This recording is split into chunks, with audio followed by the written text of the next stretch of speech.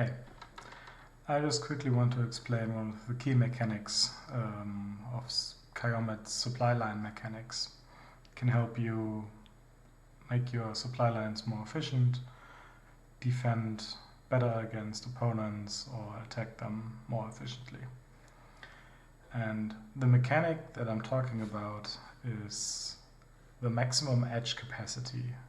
And what that means is, or what that means in kiomet, is that whenever a unit is traveling between two towers on an edge, an edge is the connection between two adjacent towers,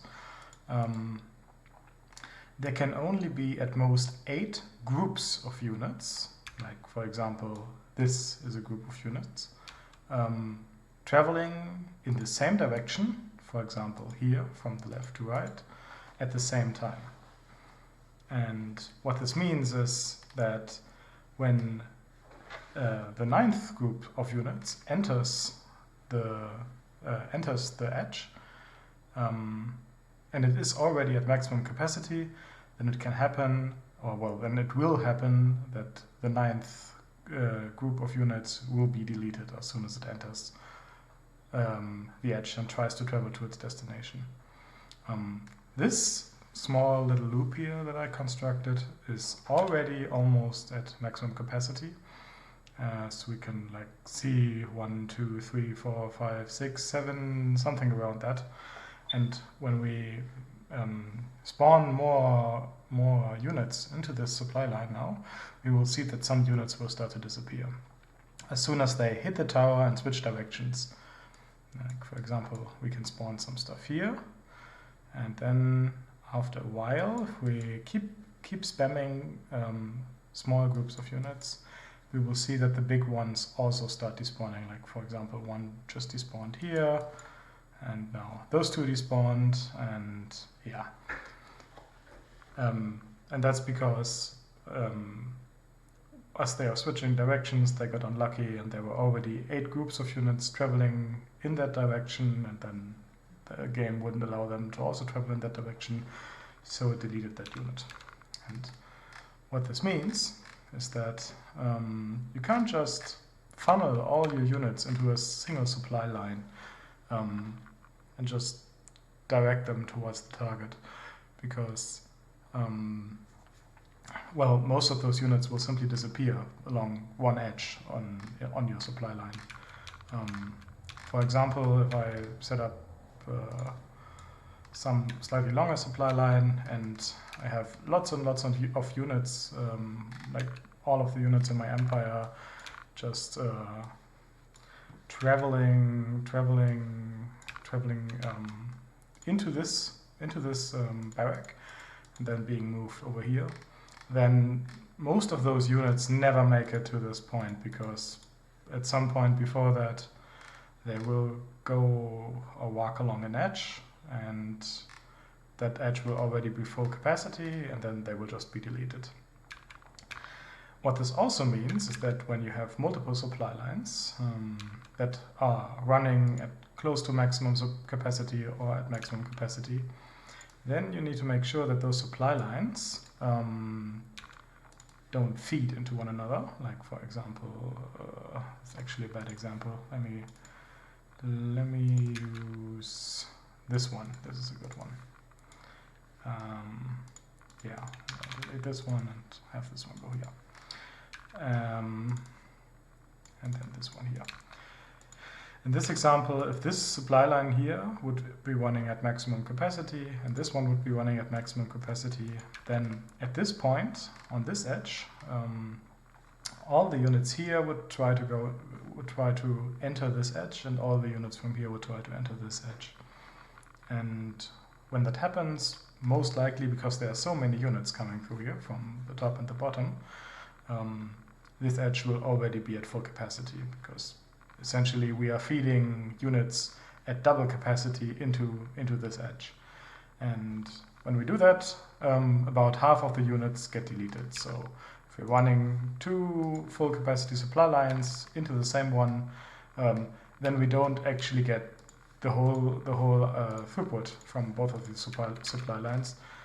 but rather only half of each supply line, and this is the bottleneck here.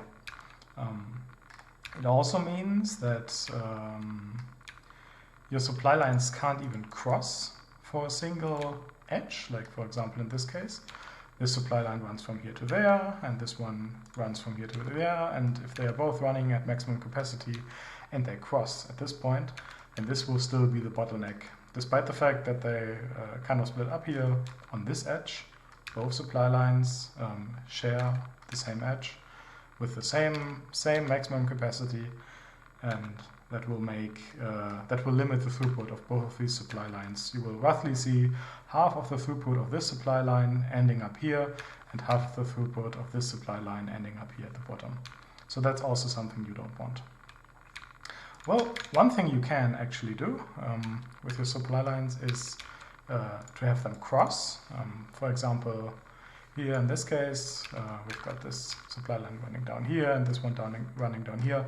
But because they don't actually share an edge, only a tower, this is perfectly fine. You can have both of these supply lines running at maximum capacity through one another, and they won't get in the way of one another. And then the other thing that you can do is have them run in different directions. For example, let me see. I'll feed this one in here, and now they share an edge, but both supply lines run in different directions. This one runs down and this one runs up, and then the game only counts the capacity of units going in the same direction. So 8 units going in this direction from left to right, and 8 units going from right to left on the same edge can coexist. So the capacity is only for one direction and not for both directions. So this is also perfectly fine, and both of these supply lines can coexist. Well, one of the things that is caused by, that can be concluded from this, because this is kind of an interesting mechanic, is that since the supply line edge capacity puts a limit on the amount of units you can essentially funnel through your supply line per edge at the same time, faster units suddenly become more useful for dealing damage than slow units. For example, imagine if this supply line, we can think of this supply line as a series of water pipes. Say this thing is a water pipe, then this thing is a water pipe, and this thing is a water pipe. Each of these water pipes has a constant diameter and can only fit a certain amount of water in it. And then the amount of damage that this supply line does is the amount of water that arrives at the end here, at this barrack. That at least seems like an intuitive analogy to me, and if we follow that analogy, then it should be obvious that that for pipes with a constant diameter, more water will flow through this or to this point if the water flows quicker, because there's only a certain amount of water that can fit into the pipe at the same time. But if it flows quicker, then more water arrives at these barracks. And the same is true for supply lines in kiomet, because only eight groups of units can fit onto one edge, and if these units move faster, then you can actually funnel more units in total through this whole supply line, because tanks are the slowest. They have a speed of 1, then infantry is the second slowest and moves at a speed of 2, which is exactly double the speed of that of tanks, and jets have a speed of 3, and helis also have a speed of 3, and shield, when you send it over an edge or through a supply line with a projector, also has a speed of 3. And that means that infantry moves twice as fast as tanks do, and jets move 3 times as fast as tanks do. So in the same time that 8 tank units can cross this edge, 16 infantry units can cross this edge, and 24 jets can cross this edge. What this means is that in practice, despite the fact that an armory an armory has a higher DPS output per second in terms of the damage that it can produce when you actually feed those tanks into a single supply line. The supply line of tanks will be weaker than a supply line with barracks, which is why in practice I just don't even bother with upgrading my armories, because at least as soon as you leave the very early game, the amount of towers isn't actually your main issue. The main issue is how you organize your supply lines. Like if this guy, he just broke his alliance with me, he's probably going to attack me, was trying to attack me, I would try to defend down here, through here, through here, through here, through here, through here, and up here I'll have a little bit of a hard time because there are some choke points where I can't funnel that many supply lines through without them crossing and limiting their throughput. In any case, tanks, despite high armories, despite higher damage output per second in terms of production capabilities, aren't actually that great. And the limiting factor is not really the amount of towers, but the amount of supply lines and the damage per supply line that you are trying to deal. For example, this guy here is running a very, very slow supply line. He's got mostly tanks traveling along, and despite the fact that it looks kind of scary, since the units are so slow, you should be able to defend against them relatively easily. He's stuck here, so that's why he's trying to attack me, because he's literally got nowhere to go. Anyways, right.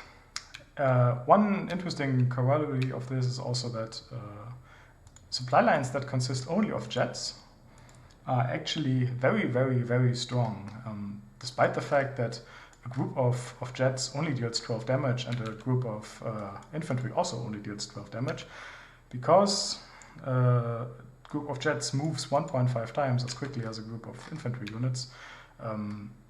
They deal much more damage when you send a supply line to someone. And this is especially useful when you are running supply lines through a choke point. For example, if this person here was trying to attack me, there are two connections from their territory to mine. There's this one, and then there's this one. And I'm sure it looks like they are building up units, so I'm sure they will attack me in a bit. But if I wanted to defend against that, the ideal way would be to build up two jet supply lines, which is only possible when you've got many points, because jets are kind of produced pretty slowly, and you can't actually have any infantry in that supply line, so you need a lot of points and a lot of towers to actually sustain a maximum capacity supply line with jets. But if you can do that, then that supply line will absolutely beat almost every supply line in the game and push them back. And especially through choke points where, like this one, where you can't really send that many units through, it's very, very, very helpful to use these supply lines, because people very quickly lose interest if their supply lines going through a choke point are not only stopped but even pushed back. And many people don't really understand these throughput mechanics, so they are very, very confused about what to do. Oh, they left. Oh, wonderful. Free real estate. Yeah. Right. That's almost it. The takeaways, or the main takeaways, are keep your supply lines disjoint. Try to figure out how many towers you need to feed into a supply line, so that you can like develop a feeling for how many towers you need to feed into a supply line so that it runs at max capacity, so you don't run your supply lines at overcapacity, which is not very efficient in terms of tower production output. And also the other thing, barracks and infantry is actually pretty nice, despite the fact that on paper, without this supply line throughput argument, they look worse than tanks. They aren't. And jets are pretty great, jet supply lines. Finally, one last point that's pretty helpful. or can be pretty helpful to know, is that if you are running, say, very slow units together with very fast units on the same supply line, like for example tanks together with jets, then because the jets move faster than the tanks, over time jets enter lots of new edges with other kinds of units. Because they move quicker than the tanks, they keep moving edge after edge after edge through supply lines, through edges where tanks are already almost filling up the capacity or filling up the capacity. And since they are moving faster than the tanks, every time they enter a new edge, like for example this group of jets here will do soon, there's a new chance that they can't actually enter the edge because it's already full. And because jets are so much faster than tanks, over a long distance, these jets tend to get deleted. So what you will see with people who run very long supply lines, both with jets and tanks and everything, is that at the end, where they are actually trying to deliver the damage, not that many of the jets remain, and it's mostly just tanks or infantry. So try not to overcommit the capacity of your supply lines, because otherwise your jets won't actually get to the target, which is something that you might want. For example, if your opponent has bombers and you're mostly using infantry, then you want your jets to arrive at the target, so their bombers don't just straight up counter your infantry. And finally, one of the last things to consider with this kind of throughput argument is that if you're using projectors, projectors have a very huge output. They generate shield every 10 seconds and they can only hold 10 shield.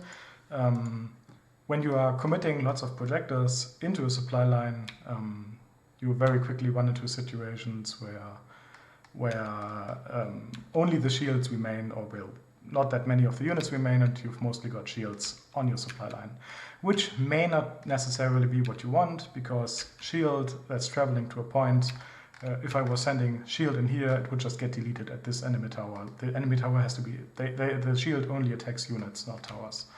And so when using projectors, you kind of need to be aware of that as well.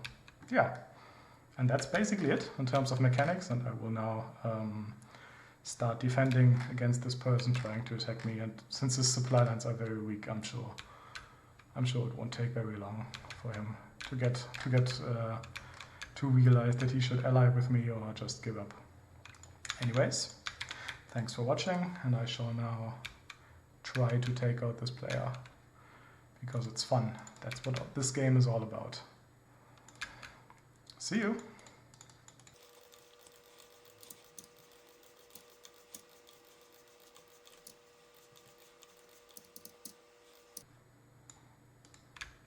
And there they go. Well, the second they realized that I wasn't AFK, they left. Unfortunate. Well, that's it. Bye! Hey again. I thought I'd also show this. This is a little bit later in the same match. And this person started attacking me through a choke point. And at the start I set up a regular infantry supply line to counter them, and then I realized that this would actually be a great example for a jet supply line example and the strength of it. And what I've done here is, over my entire empire, I can roughly just about sustain a full capacity, maybe not entirely full capacity supply line with jets. And there are still some remnants from when I was using infantry, and now I'm in the process of pushing his units back with my jet supply line. Like before, he was pushing me back, also because I took a while to set up the supply line. But now, at this point the supply line consists of mostly jets and bombers. I can suddenly sustain more damage output than what he can sustain. And yeah, it'll take a while, but you will see that I will slowly push back his supply line without really needing to do anything. So also this bot trying to attack me, but the bot is also running into the same choke point, so it doesn't really matter. Yeah, so what I did for this was, like, in order to be able to convert my normal infantry supply lines into jet supply lines when I need them, is that I use runways and airports for my focus points of my supply lines, and then just connect those. And when I need to convert the supply line, I just use T and disable all the barracks and armories that I'm feeding into the supply line to turn it off. And now, unfortunately, they left. Not sure why. So I can't really demonstrate the effect of the supply line as well as I wanted to, but I'm sure you could already see that I was starting to push him back from the position I was in earlier. Even with a supply line that still had a fair amount of infantry in there. And it doesn't really seem to be entirely full capacity yet. Like, it's still building up. Like, there's only a few jets here, and then later, the more we go back, we get a very nice full capacity jet supply line. In any case, yeah, that's it. But right, one thing I wanted to mention in regards to these jet supply lines is that there's another parameter that matters for supply lines that mostly only comes up with jet supply lines, and that's a single unit, a single group of units can only travel at most 150 towers. So since you need lots of space, lots of towers to set up a full jet supply line, if you aren't careful and you make, like, you set up your supply for the supply line up in an unfortunate way, then you might need too many towers to actually get your jet supply line to the target. And when that happens, you don't really get the full capacity supply line, because jets just start getting deleted after 150 towers. And so yeah, that's a thing that doesn't come up much for normal supply lines, because they don't travel that much usually. But for jet supply lines, it can be an issue. This person also left. That's very unfortunate. I can briefly show how quickly such a supply line would cut through enemy territory with this bot. Let's set this up real quick. Keep capturing territory.